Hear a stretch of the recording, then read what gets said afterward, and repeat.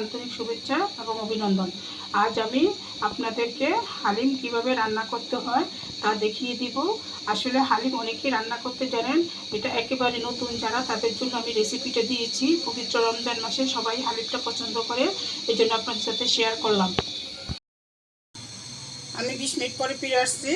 এখানে আমি একটা তেলের জন্য কড়াই বসেছি। কড়াইতে আমি সামান্য করে তেল দিয়ে দিচ্ছি। এখন আমি আগে পেঁয়াজ বেরেস্তাটা করে নিব। এই যে এখানে আমি মাঝারি সাইজের 6টা পেঁয়াজ কুচি নিয়েছি। আগে আমি পেঁয়াজ বেরেস্তাটা করে নিচ্ছি। এখানে আমি সামান্য করে তেল দিয়ে দিচ্ছি, লবণ দিয়ে দিচ্ছি। লবণটা দিলে আপনার বেরেস্তাটা মুচমুচে থাকে, ওই জন্য লবণ দিয়ে দিলাম। আমার বেরেস্তাটা হয়ে গেছে, এই পর্যায়ে আমি নামিয়ে নিচ্ছি।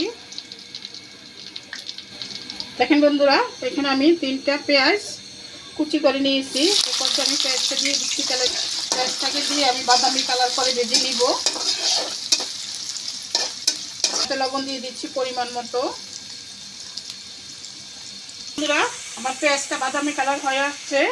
এই পর্যায়ে আমি এখানে রসুন বাটা দিয়ে দিব 1 চামচ।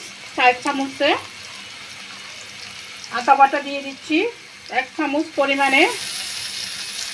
এই পর্যায়ে দিয়ে দিচ্ছি কাঁচামরিচ, এরকম চিড়ে মাঝখানে 2-3টা পিস করে কাঁচামরিচ দিয়ে দিচ্ছি 5-6টা।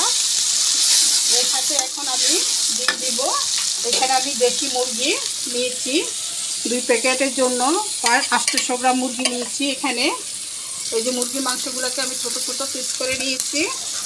800 মুরগির মাংস, এটা দেশি মুরগির মাংসটা দিয়ে এর সাথে আমি দিয়ে দিচ্ছি হালিমের 1 প্যাকেট মশলা।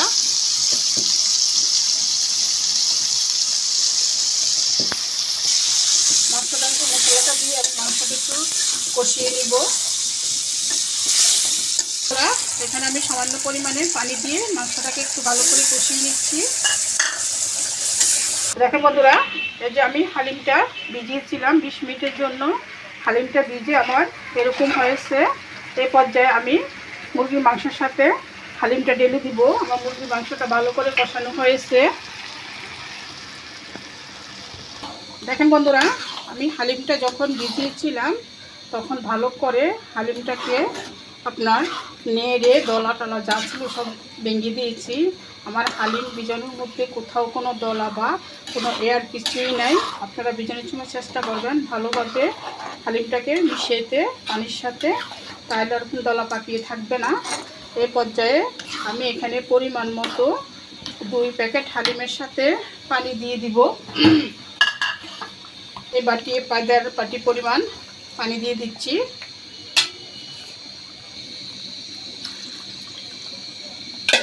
পানি দিলে হালিমে আর পানি দিতে হবে না। এই যে আমি এখন আমার হালিমটা ভালো করে আমি রান্না করে নিব কষিয়ে। রান্না করার সময় খেয়াল করবেন অনবরত নিচের দিকে যাতে না লেগে যায়, এই জন্য বারে বারে একটা খুন্তির সাহায্যে নেড়ে দিবেন। যদি নিচে লেগে যায় তাহলে হালিমের স্বাদটা নষ্ট হয়ে যাবে। যাতে নিচের দিকে না লাগে খেয়াল রাখতে হবে। এভাবে একটা খুন্তির সাহায্যে ভালো করে নেড়ে দিতে হবে। বন্ধুরা, আমার হালিমটা প্রায় হয়ে গেছে। এই পর্যায়ে আমি আরেক প্যাকেট মশলা হালিমের সাথে অ্যাড করলাম। এই মশলাটা যদি আপনারা শেষের দিকে দেন তাহলে মশলার সেন্টটা থাকে প্রচুর।